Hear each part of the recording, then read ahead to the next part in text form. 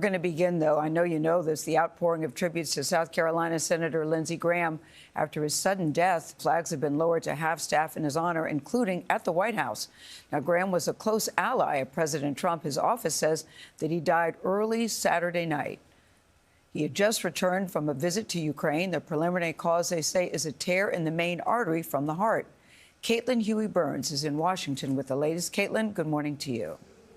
Good morning to you, Gayle. Well, everyone here is shocked, and we're hearing from former presidents, including Democrat Joe Biden, who served with Graham here in the Senate. He said that across their political differences, they did agree on the profound importance of public service.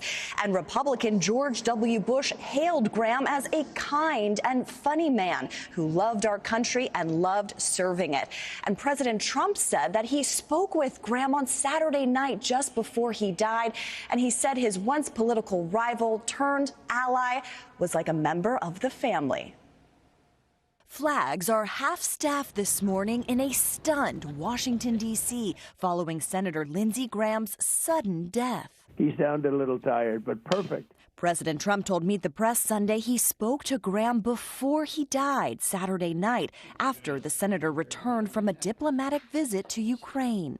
He was like a member of the family to me. It's very tough, actually. The four-term Republican senator from South Carolina was a former military lawyer and retired Air Force colonel. Known as a foreign policy hawk, he served as a U.S. congressman for 8 years before he was elected to the Senate in 2002. On Sunday, colleagues from both sides of the aisle paid tribute. No better friend, no tougher adversary. Graham launched a presidential bid in June 2015. I have more experience with our national security than any other candidate in this race. But he dropped out just 7 months later as Donald Trump rose to the top of the race for the GOP nomination. He's a race-baiting, xenophobic, religious bigot.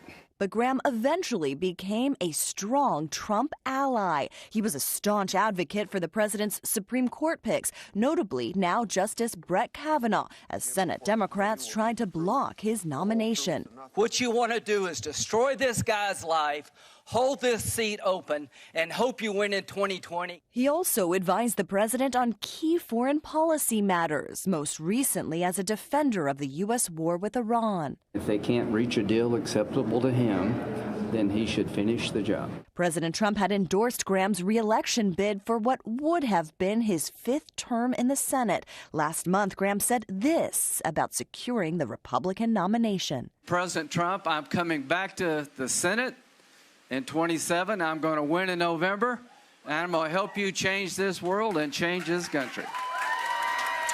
Now, as for who will succeed Graham here in the Senate, the Republican governor of South Carolina needs to appoint a temporary replacement, and then there will be a special election held in August to pick who will be the Republican nominee. And President Trump says he has someone in mind, but hasn't yet said who it is. All right, Caitlin, before we let you go, let me ask you about this. We're learning some new details about Republican Senator Mitch McConnell's health. As you know, he's been absent from the Senate for nearly a month. What are you hearing? That's right. We're finally learning new details about the former majority leader. He's 84 years old. He released a letter yesterday explaining his absence, saying that he was hospitalized last month after taking a fall. And he shared this image of himself in recovery with his wife by his side.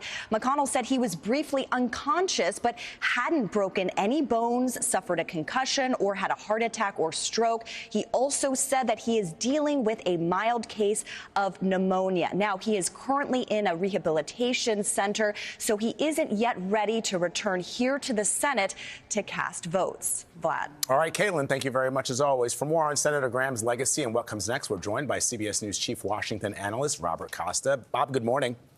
Good morning. So you've been covering Senator Lindsey Graham for nearly 2 decades. What kind of legacy does he leave behind?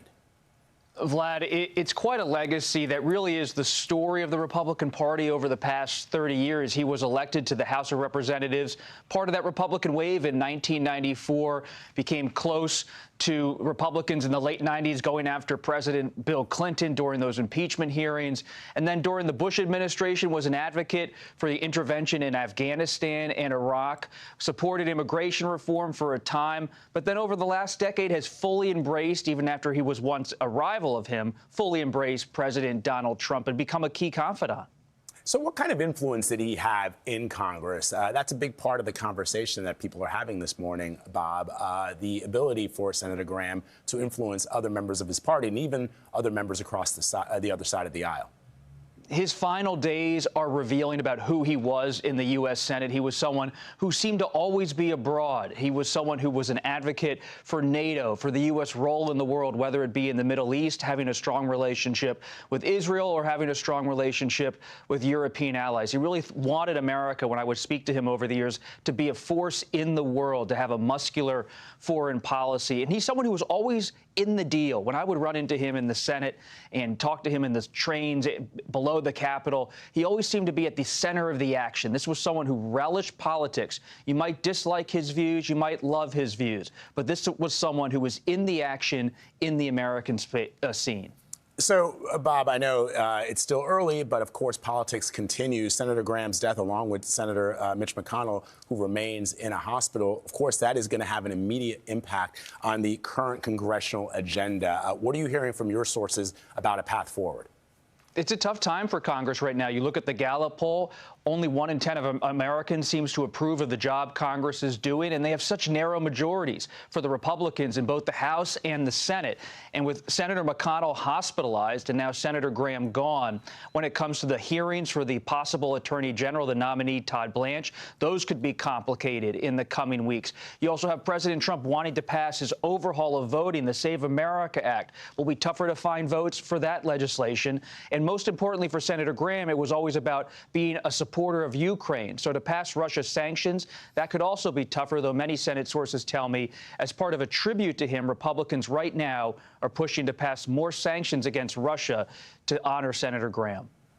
All right, Bob Costa reporting from Washington. Bob, as always, we thank you. Appreciate it.